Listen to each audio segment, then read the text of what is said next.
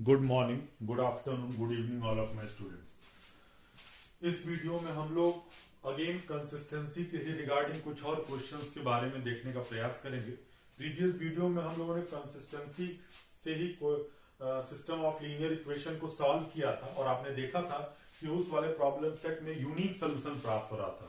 लेकिन कंसिस्टेंसी में एक और कॉन्सेप्ट है कि अगर रैंक ऑफ ए और rank of augmented matrix is less than number of unknown, तो उस केस में आपके सिस्टम के पास इनफाइनाइट सोल्यूशन एग्जिस्ट करेगा। तो अब ये देखने वाली बात है कि इसको कैसे ऑब्जर्व किया जाएगा और कैसे इसको सॉल्व किया जाएगा। ठीक है, तो वही same question, test the consistency and solve the system of equation. हमेशा सोल्यूशन मिलेगा इसकी भी गारंटी नहीं, क्योंकि अगर rank of A rank of C के बराबर नहीं है तो आपका सिस्टम जो है कभी भी कंसिस्टेंसी को फॉलो नहीं करेगा, वो इनकंसिस्टेंट हो जाएगा। ठीक है, तो यहां पर आपके पास ये दिया हुआ है, इसको आपको सॉल्व करना है। सॉल्व करने के लिए सबसे पहले तो आप इसे मैट्रिक्स में रिप्रेजेंट कर लेंगे। जब आप इसको रिप्रेजेंट करेंगे तो 1 1 1 1 2 3, दिस इज 1 4 और ये 7। ठीक है, ये हो जाएगा आपका, this is x, this is y, this is z। ठीक है, और यहां पर हो जाएगा आपका दिस इज 6, दिस इज 14 और दिस इज 3 0 30। ठीक है, इसको आप लिख सकते हो, this is ax is equal to b से इक्वेशन नंबर 1। अब आपका नेक्स्ट ऑब्जेक्टिव क्या है? You can define the augmented matrix. तो आर्गुमेंटेड मैट्रिक्स में आप जो है सी, ए और बी को लेके डिफाइन करते हैं, क्योंकि देखिए रैंक का ही रोल है और रैंक इक्लान फॉर्म का इतना रोल है कि आप कल्पना नहीं कर सकते। आगे बहुत सारी चीजों में इक्लान फॉर्म और नॉर्मल फॉर्म की सहायता से स्टडीज की जाती हैं। ठीक है, तो यहां पर जब आप आर्गुमेंटेड मैट्रिक्स डिफाइन करेंगे तो this is C, this is a such that B. ठीक है, this is equal to A की वैल्यू लिख लीजिए, this is 1, this is 1, this is 1, this is 1 2 3, this is 1 4 और ये 7 और such that such that such that. ठीक है, this is 6, this is 14, this is 14 और दिस इज 3 0। ठीक है, यहां पर ऑलरेडी 1 है, इसको और इसको जीरो करने का प्रयास और फिर इसको भी जीरो करने का प्रयास R2 के माध्यम से, जो आपने हर सवाल में किया और इक्लान फॉर्म का कॉन्सेप्ट है। ठीक है, तो यहां पर हम देखेंगे तो R2 में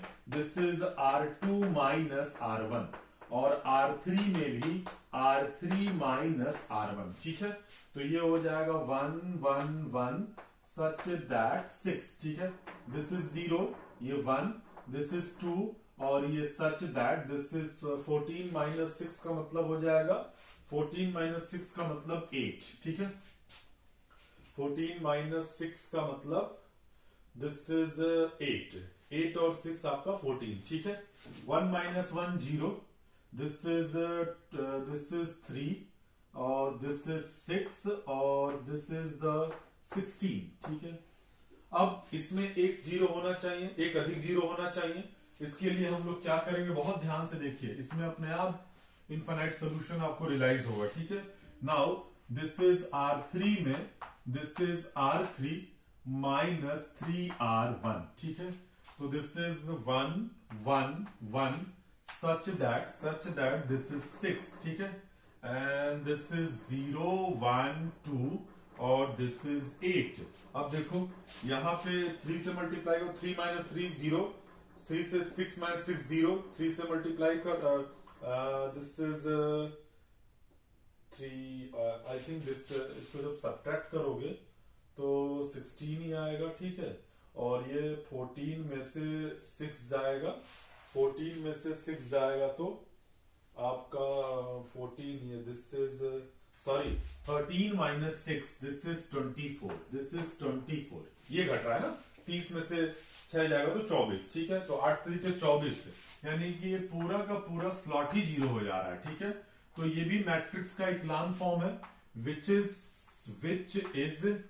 इक्लान फॉर्म। ठीक है, and here since rank of C is equal to 2, क्योंकि number of non zero row 2 है, और is equal to number rank of A का मतलब इसको ड्रॉप कर दोगे तो इसमें भी नॉन जीरो रो 2 है, तो but this is less than number of unknowns, this is less than number of unknowns, क्योंकि अननोन्स 3 है, ठीक है।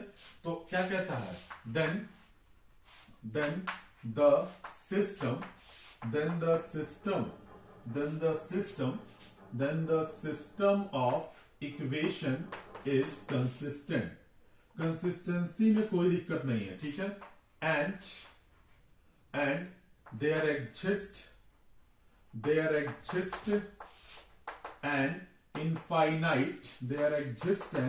infinite number of solution, ठीक है। सोल्यूशन इसके पास इनफाइनाइट एग्जिस्ट करेंगे, ठीक है। अब हम क्या करते थे, ए को ले लीजिए, ax is equal to B ले लीजिए, जैसे कि प्रीवियस क्वेश्चन में किया था। ए लेंगे हम लोग 1 1 1, जो कन्वर्ट होने के बाद आया है, 0 1 2, दिस इज 0 0 0, और ये हो जाएगा आपका x y z, और दिस इज इक्वल टू हो जाएगा 6 8 0, ठीक है। इसको सिंपली मल्टीप्लाई कर लीजिए, ठीक है। जब मल्टीप्लाई करेंगे तो x plus Y plus Z is equal to 6, पहला इक्वेशन, और दूसरा equation this is y plus Z is equal to 8। ये बताइए कि निकालना 3 अननोन है और इक्वेशन 2 है, तो भैया जब 2 इक्वेशन हो और 3 वेरिएबल हो तो एक को मानना पड़ता है। वही मैंने लिखा था कि इनफाइनाइट के केस में हम लोग एक कॉन्सेप्ट को मेजर करते हैं। क्या मेजर करते हैं? Now this is arbitrarily for the case of infinite, this is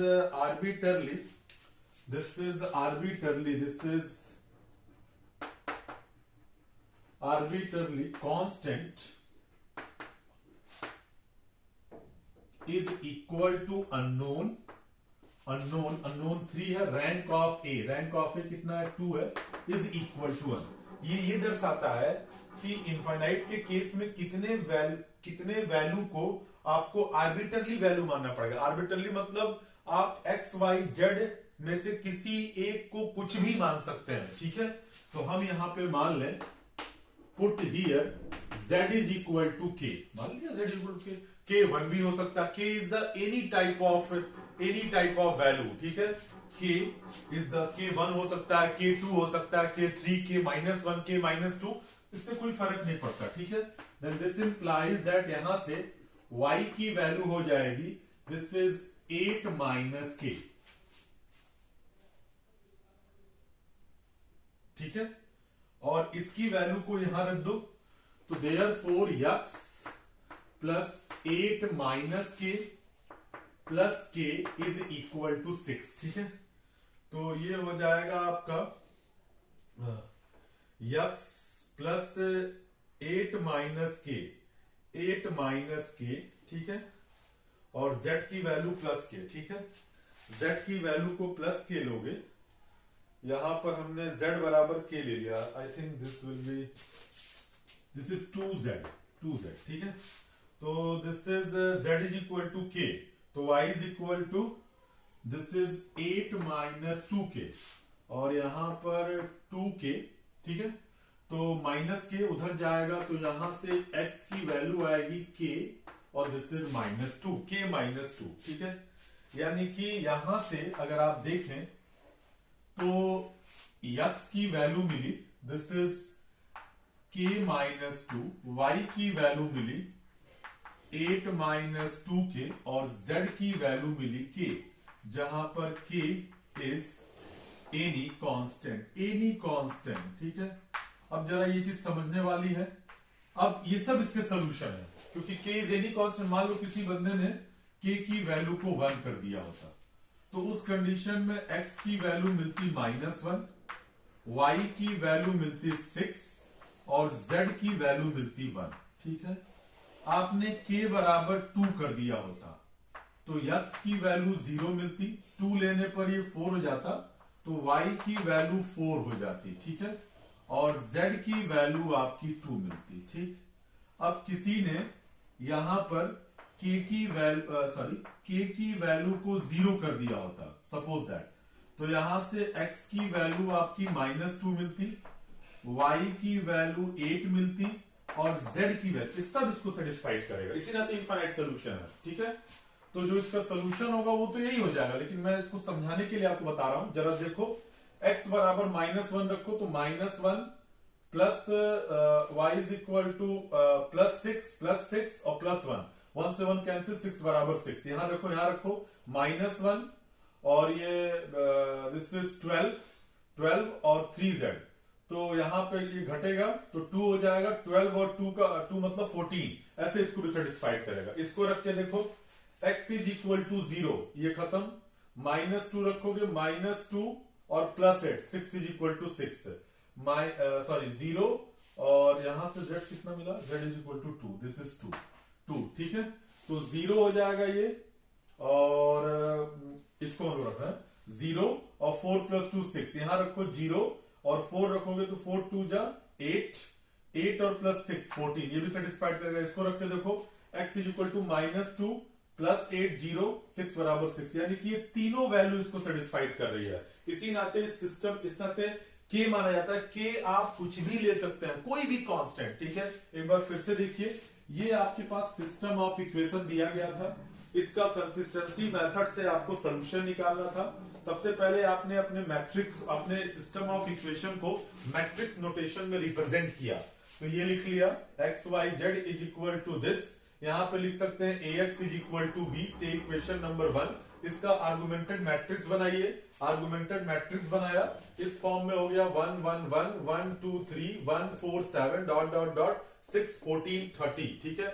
इसके रैंक को निकालना प्रारंभ किया, तो R2 में R2 माइनस R1, R3 में R3 माइनस R1, तो 1 - 1 0 हो जाएगा, 2 - 1 1, 3 - 1 2 और 14 - 6 8, 1 - 1 0, 4 - 1 3, 7 - 1 6 और 30 - 6 24 हो जाएगा, ठीक है।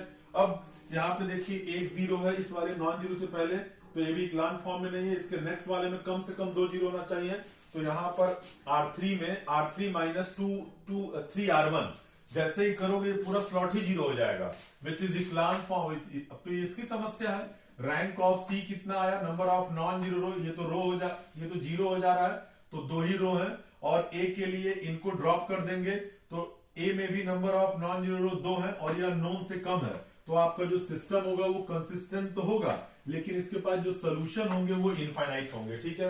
अब क्या करते थे हम लोग, इस रिड्यूस मैट्रिक्स, ये ए है और ये बी है, और ax is equal to B है, तो ए के जगह रिड्यूस वाला मैट्रिक्स रखो और बी की जगह भी रिड्यूस वाला, ये रखा, मल्टीप्लाई कर दिया, x plus Y plus Z is equal to 6 और ये y plus 2z is equal to 8। अब बताओ यार, तो टेक्निकली आपको समझ में आना चाहिए कि 3 अननोन है और 2 ही इक्वेशन है, तो किसी एक वेरिएबल को कुछ मानोगे तभी रेस्ट 2 और निकल पाएगा, ठीक है।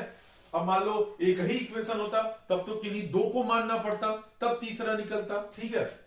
तो यहां पर एक टेक्निक है, आर्बिटरली कांस्टेंट, इनफाइनाइट केस में arbitrary constant is equal to unknown minus rank of A. Unknown minus unknown मतलब 3 है, रैंक ऑफ ए 2 है 1, यानी कि इन दोनों इक्वेशन में किसी एक वेरिएबल को ही मानना पड़ेगा और बाकी सारे वेरिएबल उसी के ऊपर डिपेंडेंट हो जाएंगे। अब आप कुछ भी मान लीजिए, इसी तरह इन जनरल हमने के माना हुआ, के मतलब 1 2 3 कुछ भी, कोई भी कांस्टेंट, ठीक है। तो आपने मान लिया z इज इक्वल टू के। अब y इज इक्वल टू कितना हो जाएगा, 8 - 2 के, देख सकते हैं ऊपर, और x की वैल्यू k - 2 के, यानी सोल्यूशन क्या मिला, x is equal to k - 2, y is equal to 8 - 2 K, z is equal to k where k is any constant. This is the required solution. लेकिन ये समझने के लिए आपके है कि अगर हमने k बराबर 1 ले लिया तो x y z की ये वैल्यू मिलेगी, ये भी साइमल्टेनियसली तीनों को सेटिस्फाइड करेगी, आप चेक कर सकते हो। k बराबर 2 ले लिए होते तो x की वैल्यू 0 0 4 2 मिलती, ये भी सेटिस्फाइड करती। k बराबर 0 ले लिए होते तो x is equal to -2, y is equal to 8, z बराबर 0, ये भी सेटिस्फाइड करेगा। इसी नाते इस सिस्टम ऑफ इक्वेशन के पास मल्टीपल सोल्यूशन एग्जिस्ट कर रहे हैं, या दूसरे शब्दों में इनफाइनाइट सोल्यूशन एग्जिस्ट कर रहे हैं, ठीक है। इस तरह का एक क्वेश्चन आप और फॉलो करिएगा ताकि आप इसे परफॉर्म कर पाए। तो मैं इसे रफ कर रहा हूं, आई थिंक आप मेरी बातों को समझ रहे होंगे। कुछ क्वेश्चंस और मैं आपको इस टाइप के दे रहा हूं, आप जरा चेक करने का प्रयास करिएगा। इसमें पहला है 4x, this is 4x -2y। अब देखिए इसमें स्वतंत्र, अब मान लीजिए हमने z बराबर k माना, अब कोई बंदा चाहता तो y बराबर k मान लेता, तो y बराबर k मानता तो z की वैल्यू कुछ और आ जाती, तो वो डजंट मैटर, कुछ भी आए, आप z को भी k मान सकते हैं और आप जो है y को भी k मान सकते हैं। लेकिन मानिएगा इसी में, क्योंकि एक तुरंत इंस्टेंट निकल जाएगा, यहां मानेंगे, यहां पर भी अगर x को मान लेंगे तो फिर आपको फिर इन दोनों को इवेल्युएट करना पड़ेगा सिस्टम ऑफ इक्वेशन से। तो इसमें मानेंगे तो एक तुरंत निकल जाएगा और बाकी दोनों इसमें रख देंगे तो यस तुरंत निकल जाएगा। तो ये फ्री रहिएगा, y को भी आप k मान सकते हैं, z को भी आप k मान सकते हैं, ठीक है। तो this is k is any constant, 6z is equal to 8, ठीक है। फिर x plus y minus 3z is equal to 1, ठीक है, इज इक्वल टू -1, ठीक है। Next 15x minus 3y plus 9z is equal to 21। इसके पास क्वेश्चन नंबर 1, इसके पास infinite solution exist करेगा, इसका जो आंसर आएगा वो इनफाइनाइट सोल्यूशन एग्जिस्ट करेगा, यानी rank of A rank of C is less than number of unknowns होंगे। आप इसे जब करेंगे तो आपको इसका अंदाजा लगेगा, ठीक है। नेक्स्ट क्वेश्चन ले रहे हैं हम, this is 10y plus 3z is equal to 0, ठीक है। This is 3x plus 3y plus 2z is equal to 1, ठीक है। नेक्स्ट 2x और ये -3y minus z is equal to 0, ठीक है, sorry is equal to 5। Next हमने ले लिया next equation, this is x plus 2y is equal to 4। देखो जब मैट्रिक्स लिखोगे a लिखोगे तो 0 10 3 3 3 2 2 -3 -2 और ये हो जाएगा 1 2 0। इस R1 और R2 को R4 को इंटरचेंज कर लेना, इंटरचेंज करने से यहां 1 दिख जाएगा, बाकी को 0 करना आसान हो जाएगा। इस केस में कोई सोल्यूशन एग्जिस्ट नहीं करेगा, there is no solution. No solution का मतलब इस केस में रैंक ऑफ ए जो होगा वो रैंक ऑफ सी के बराबर, सॉरी रैंक ऑफ ए और रैंक ऑफ सी आपस में बराबर नहीं आता होगा।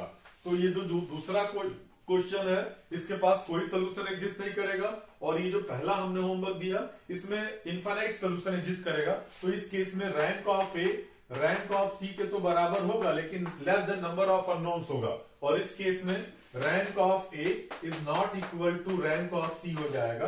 तो इस तरह से आप कंसिस्टेंसी के मेथड से आप सॉल्व कर सकते हैं सिस्टम ऑफ लीनियर इक्वेशन को। अब हम लोग नेक्स्ट वीडियो में कुछ और डिफरेंट टाइप के क्वेश्चन कंसिस्टेंसी होमोजीनियस सिस्टम के रिगार्डिंग ही कुछ देखने का प्रयास करेंगे, और उसके बाद फिर हम लोग जल्दी से होमोजीनियस वाले केस में आएंगे, और जो इसके बाद वाले वीडियो में उसमें नॉन होमोजीनियस से रिलेटेड ही कुछ और डिफरेंट टाइप के क्वेश्चंस को देखने का प्रयास करेंगे। तब तक के लिए बहुत बहुत धन्यवाद।